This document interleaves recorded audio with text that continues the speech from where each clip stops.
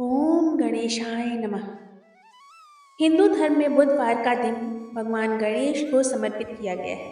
ऐसी मान्यता है कि जो व्यक्ति इस दिन सच्चे मन से विघ्नहर्ता गणपति जी की उपासना और उपवास करता है, उसके जीवन के सभी कष्ट दूर हो जाते हैं। इस व्रत के प्रभाव से व्यक्ति के जीवन में सुख, शांति आती है और इस व्रत को 7 बार के जोड़े में करना फलदायी होता है।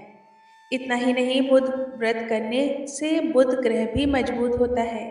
पौराणिक मान्यताओं के अनुसार बुधवार की व्रत की शुरुआत किसी भी महीने के शुक्ल पक्ष के बुधवार से कर सकते हैं। हालांकि इस व्रत को शुरू करने के लिए सबसे शुभ समय विशाखा नक्षत्र युक्त बुधवार माना गया है।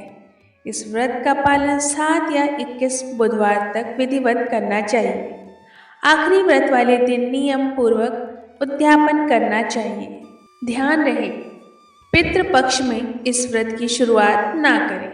बुधवार व्रत की पूजा विधि। बुधवार के दिन सुबह जल्दी उठकर सबसे पहले अपने घर की सफाई करें, फिर स्नान करके हरे रंग का वस्त्र धारण करें। इसके बाद भगवान श्री गणेश की पूजा अर्चना करें। भगवान श्री गणेश को धूप, दीप, कपूर, चंदन और फूल अर्पित करें। भगवान श्री गणेश को दुर्वा का घास अवश्य चढ़ाएं।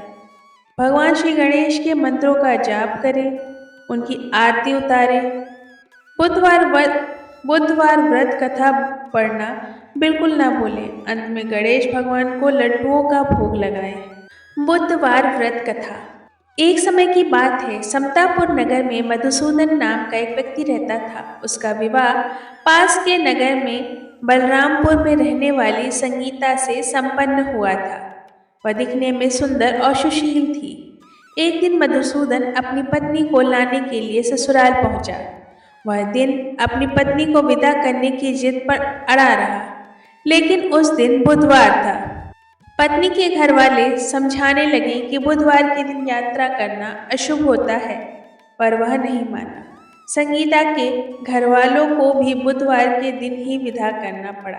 इस तरह वे दोनों बैलगाड़ी में बैठकर जाने लगे। कुछ दूरी पर चलने के बाद रास्ते में बैलगाड़ी का एक पहिया टूट गया। फिर दोनों गाड़ी से उतरकर पैदल यात्रा करने लगे। इसी बीच संगीता को प्यास लगी। तभी मधुसूदन पानी लेने गया। जब वह पानी लेकर आया तो हैरान रह गया। उसने देखा उसकी पत्नी के साथ कोई हमशक्ल बैठा हुआ है। उसके पास जाकर हमशक्ल से पूछा, कौन हो तुम? इस पर उस आदमी ने कहा कि मेरा नाम मधुसूदन है और वह संगीता का पति है। इस पर मधुसूदन भड़क गया और बोला कि यह झूठ है, असली मधुसूदन तो मैं हूँ। संगीता के लिए पानी लेने गया था। इस पर हमशक्ल ने कहा, वह तो पानी लाकर संगीता को पिला भी चुका है। अब इनमें संगीता के असली पति होने को लेकर झगड़ा होने लगा। तभी उस नगर के राजा का एक सिपाही वहां पहुंचा। उसने संगीता से पूछा उसके असली पति के बारे में, लेकिन संगीता तो खुद ही दुविधा में थी। इस पर संगीता ने कोई जवाब नहीं दिया। फिर सिपाहियों ने उसको दरबार में पेश किया। पूरी कहानी सुनने के बाद दोनों को राजा ने जेल में डालने का आदेश दिया। घबराया हुआ मधुसूदन इसके बाद बुद्ध देव को याद कर रहा था और उनसे क्षमा मांगने लगा।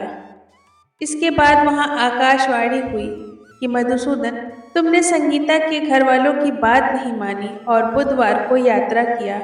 तुम्हारे इस अड़ियल बर्ताव से भगवान बुद्ध देव काफी नाराज हैं। उन्होंने ही ऐसी दुविधा पैदा की है। तभी मधुसूदन ने नम्र आवाज में कहा कि हे महाराज, मुझसे बहुत बड़ी गलती हो गई। मैं आज के बाद कभी भी बुधवार को यात्रा नहीं करूंगा और हमेशा बुधवार के दिन व्रत भी करूंगा। क्षमा मांगने पर बुद्ध देव का क्रोध शांत हो गया। फिर मधुसूदन को बुद्ध देव ने क्षमा कर दिया। राजा के दरबार में मौजूद उसका हमशक्ल भी गायब हो गया।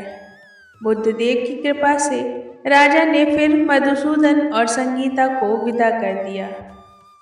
राजमहल से जैसे ही वे आगे बढ़े तो रास्ते में बैलगाड़ी भी सही सलामत मिल गई। दोनों एक साथ खुशी खुशी अपने नगर को लौट आए। इसके बाद से वह हर बुधवार को व्रत करने लगे। उनके जीवन सरल और सुखमय हो गया। उनके कामकाज में भी उन्नति हुई।